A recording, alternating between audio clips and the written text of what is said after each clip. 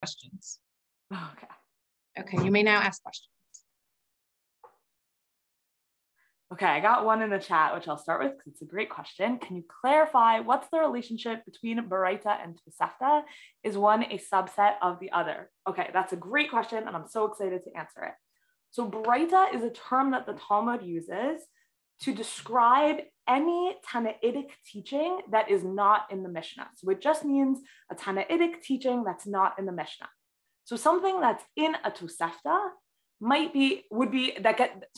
let me start that sentence again. Something in a Tosefta that is brought into the Gemara as a Tanaitic statement would be brought in as a Baraita.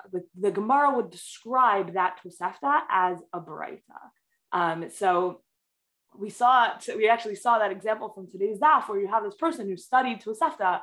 How amazing. So the Gemara recognizes Tosefta as like a set, already existing compilation, but when it uses the word Baraita, it's not specifically talking about the Tosefta. It's any Tanaitic statement that is not in the Mishnah. So hopefully that made it clear. Okay, the next question is... I want to clarify one thing. There were some questions about the class next week. So next week there is no class. It's going to be in 2 weeks. Okay, next week is the Siyum of Megillah, just to clarify for everyone. Go to there was that. a little confusion. Yeah.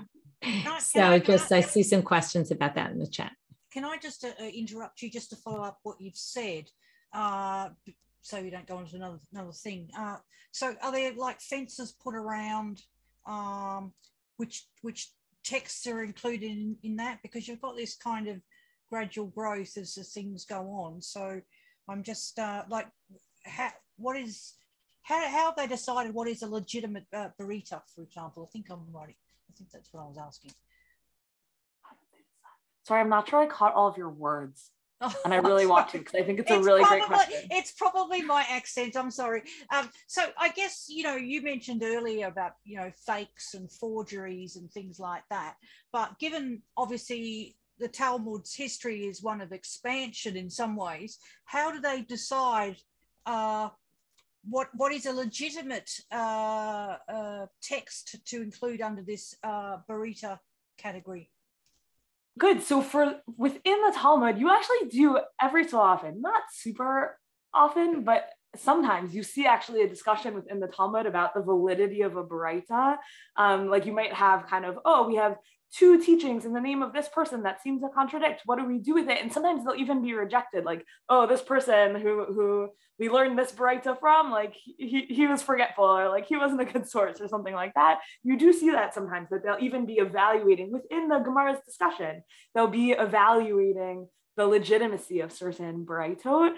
It's not on every page, but far from it, but you definitely do see that sometimes.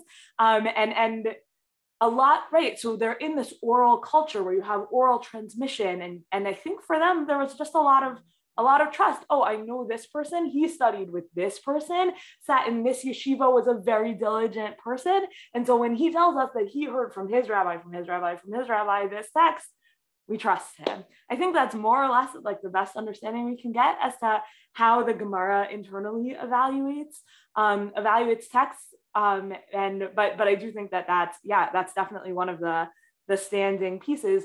But the other thing I want to say is, like, when we have forgeries, so when we're talking about a forgery, let's say, of the Yerushalmi Kachim, so that's much later. Like, we're in the late 1800s when that happened, and that's already in a world where it's not an oral culture; it's a written culture, and all of that. So. And then there's the other piece I want to say about that is that there's a certain amount of creativity still going on. So right, we saw a midrash halacha by Rabbi Yishmael, and then we saw a midrash halacha by Rava, who's lived centuries later. And actually, right, I think I saw a question about that in here. Like, the midrash halacha by Rava seems to win, and so that's not to say, like Rava actually necessarily. So it could be that Rava had an inheritance of that, but it was just only taught over in his name because we didn't know where it came from before him. Or there's still Amoraic Midrashei Halacha that become very powerful and very important. And so those are also, and we saw that that's what happened today, that the Sam rejected the Rabbi Yishmael one, which is possibly related to some of the politics around Rabbi Yishmael, that he's like not the Gemara's favorite person and not the Gemara's favorite source, because the Gemara loves Rabbi Akiva more. But there's, I mean, that's like much more a question that like maybe scholars would in the academy would ask or would contemplate here. And I'm not in a place to speak about it with authority, other than to just show you what the Gemara does with it, which is obviously like very, very interesting. Okay, let me scroll up here because there's a lot of good stuff coming in. Okay, so basic clarification question here. Midrash Halacha, Mishnah, Talmud are all part of the Gemara itself. Okay, great. That's such an important question, and I'm sorry I didn't make it clear enough. So actually, when we talk, and we'll look at this kind of with a good visual next week. When we talk about the Talmud, so the Talmud is a text, but that text includes the Mishnah. So when we talk about the Talmud, we mean the entire Mishnah, even Mishnah where there is no Gemara on the Mishnah. So the Mishnah is a text that was compiled by Rabbi Yehuda Nasi, closed in the year 200. There's Gemara that is the discussion on that Mishnah. There's plenty of Mishnayot on which there is no Gemara discussion.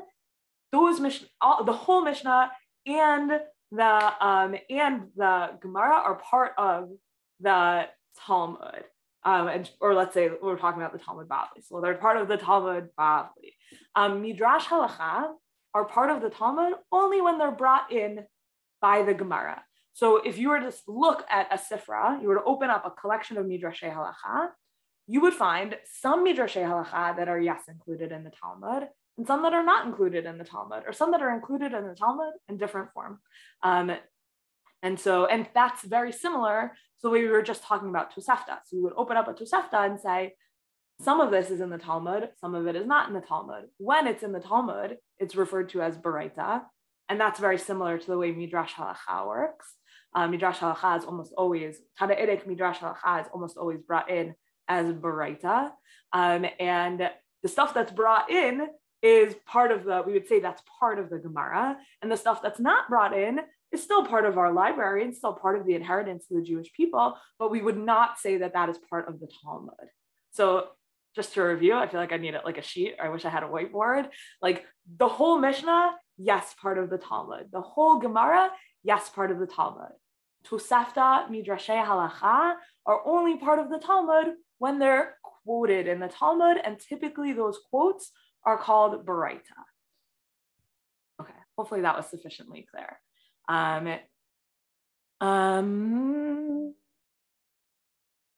Okay.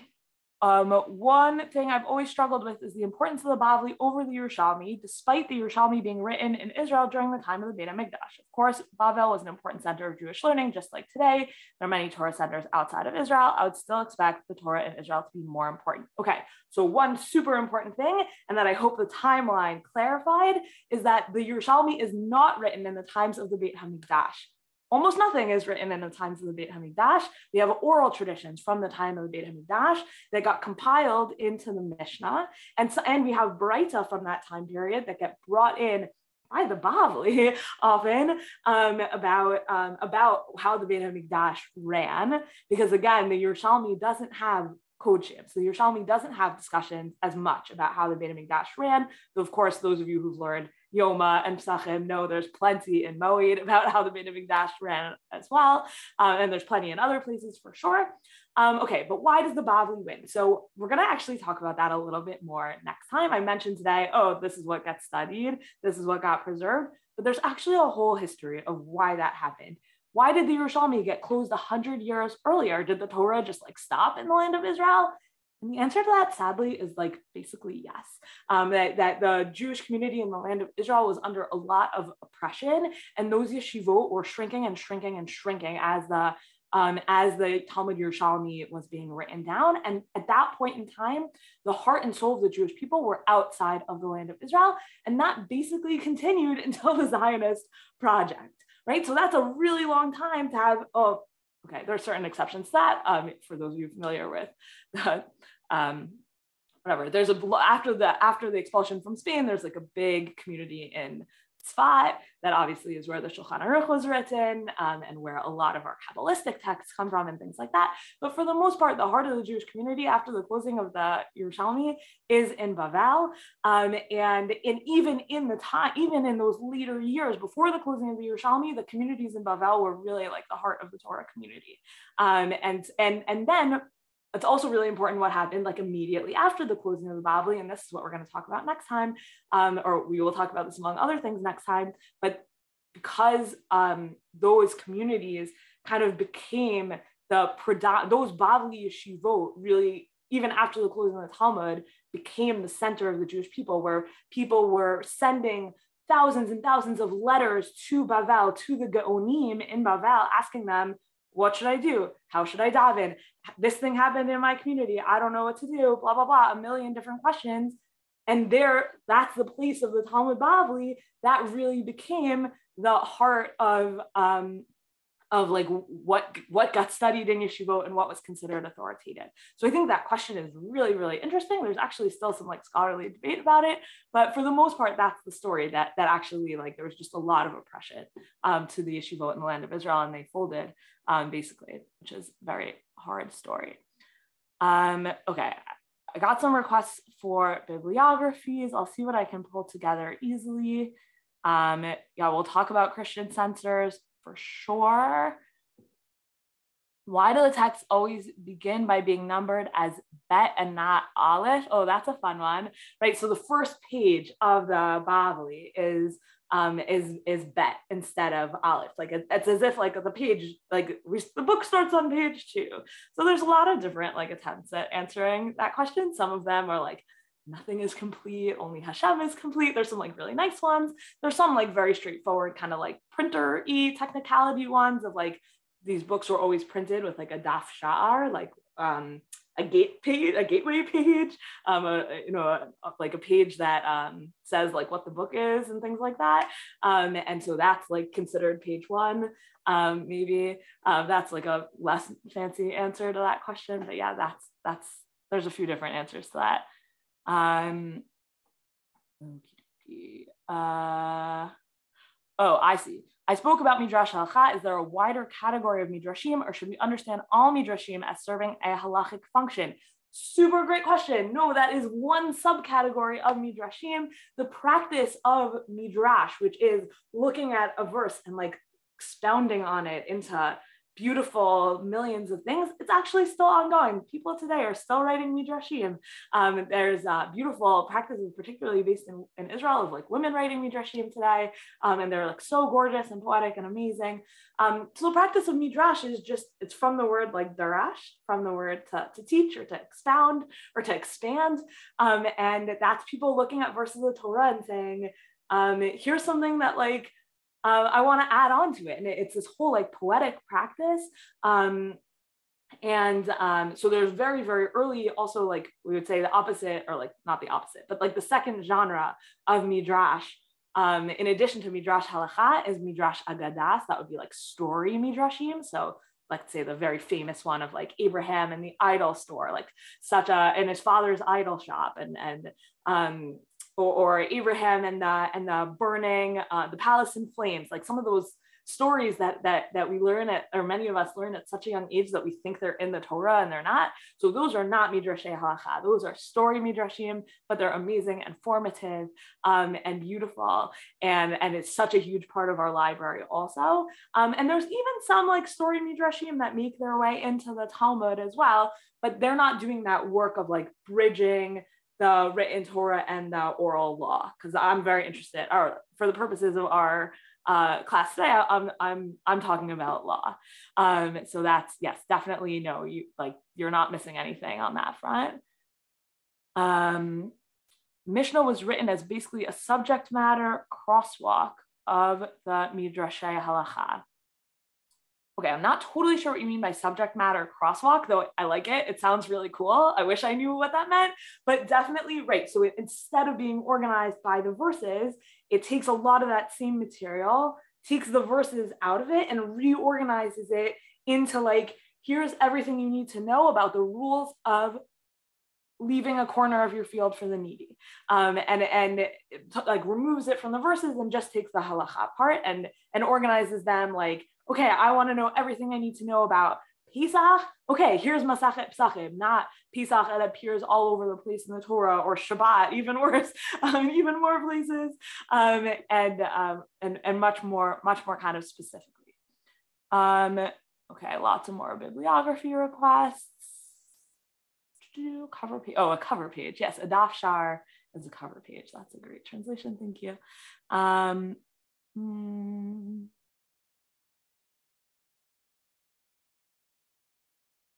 Okay, who is the Stam voice of the Gemara? We're going to talk about that next week.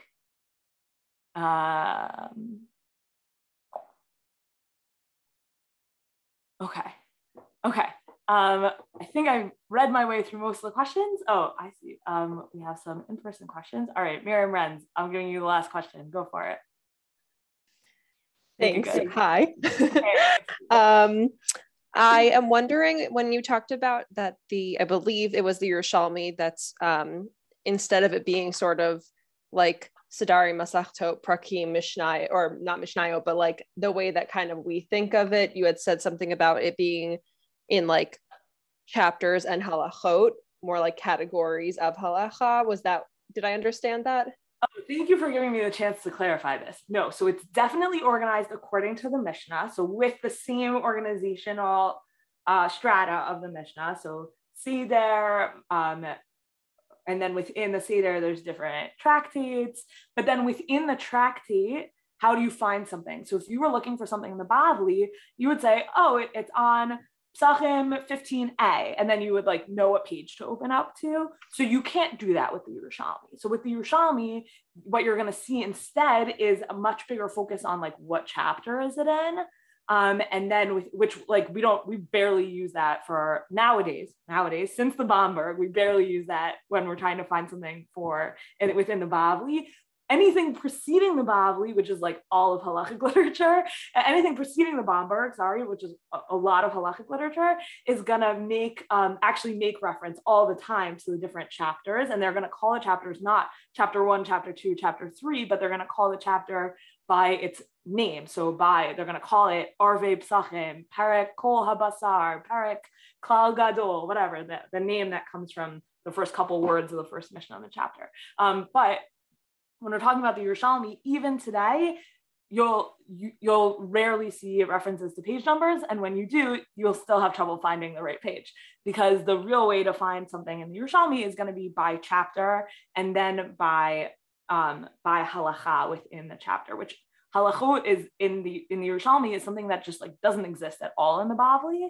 But when you open a page of the Yerushalmi, you'll see it'll have in bold like halacha aleph or something like that, and then you'll just have to like look under that halacha, and a halacha could span maybe even multiple pages. It's kind of rare because the Yerushalmi is concise, but so finding things in the Yerushalmi can just be difficult, and that's the way to do it. But I did not mean that it's not organized according to the Mishnah. It's 100% organized according to the Mishnah, and I'm so glad you asked. Thanks. Okay, I think we're gonna wrap here, and we'll continue in 2 weeks. I'm so sorry for that mix-up. Thank you so much. This was fabulous, really, really fabulous. I want to thank Rabbanit Leah. I want to thank Maggie for pulling everything together. And I want to thank all of you, everybody who came to this class. And I hope it was enlightening. It was enlightening for me, who comes with background. So thank you, everybody, for being here. Thank you. We'll see you in 2 weeks. Or at the SIU. 2 weeks, same time. Yes, you're all invited to join the SIU, even if you're not finishing Masechet Megillah. So thank you very much. Same time. Thank you. It was fantastic.